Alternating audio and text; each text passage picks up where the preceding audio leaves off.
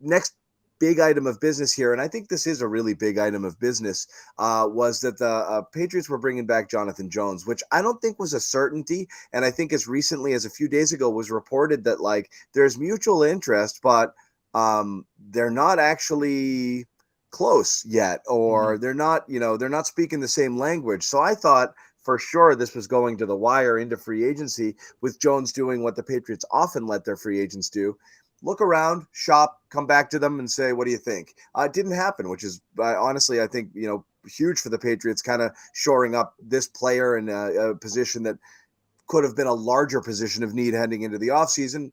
It still is, but less so. The exclusive wagering partner of the CLNS Media Network. Yeah, I think this was their most important re-signing. This was when I really wanted to see them get done. I know there's an idea that Jonathan Jones wasn't good outside. That's not really true. He's very good outside. The problem is he was getting matched up against receivers who, when you get guys who are 6 feet tall and have a lot of inches on them and they're Justin Jefferson, he's going to get some balls caught on him. And he was competitive on most of those reps. I think he had some really bad reps against Stephon Diggs and T. Higgins where you started to question, okay, that was pretty shaky, where his technique just broke down in uncharacteristic ways. But for the most part, he had a really, really good season, and he was getting a lot of publicity as, wow, the Patriots found another top cornerback after letting J.C. Jackson go. Now we know he's more of a CB2, more of a nickel guy. I hope they put him in the slot where he thrives, but again, I think he can move around. But this was huge for them. As a slot guy, he was as good as as anyone these last few years, really, really playing well. I mean, I think it's pretty admirable when you take somebody out of somewhere that's their comfort zone, you put them in another position and just say, you're the best I got, do what you can. It's almost like in basketball, having a 6'5" guy play center and just be like, just do it. I mean, you're not ideally suited for it, but I believe you're going to battle. And as you said, competitive. So that was really good. It does, definitely. You look at the complexion of the Patriots backfield, you've got the rookies, you've got Jones, you've got Mills. I mean, that unit was good last year. Do you still want a top kind of, taller outside boundary shutdown guy? Yeah. Probably, but it feels, I'm not going to say luxury, but it doesn't feel as big of a necessity as maybe some other positions on the team. Yeah, for sure. And I think they can get away with just getting a long corner who can match up with those bigger guys well. Obviously, everyone wants a CB1. Everyone wants like a Prime Gilmore. Everyone wants Jalen Ramsey, who we're going to talk about later. Everyone wants those types of guys who can just match up and take anybody out. But really, they have a lot of good cover guys. They're just small. If they can get like a Rock Ya-Sin, he's somebody I really like for them as a longer corner who I think is shut down in coverage when you lock him in press.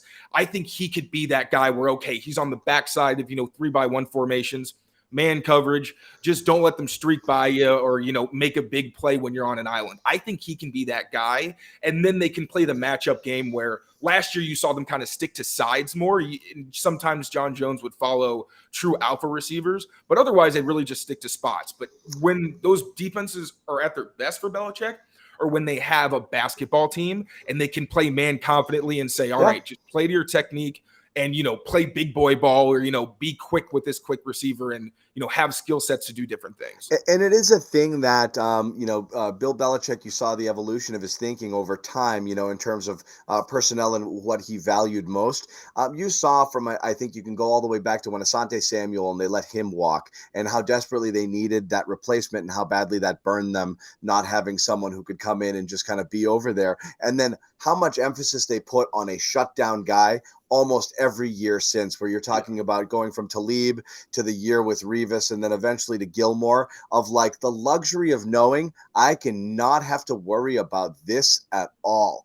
This guy is there and is going to take that away, and I don't have to scheme it. I don't have to worry about stuff. I'm just done.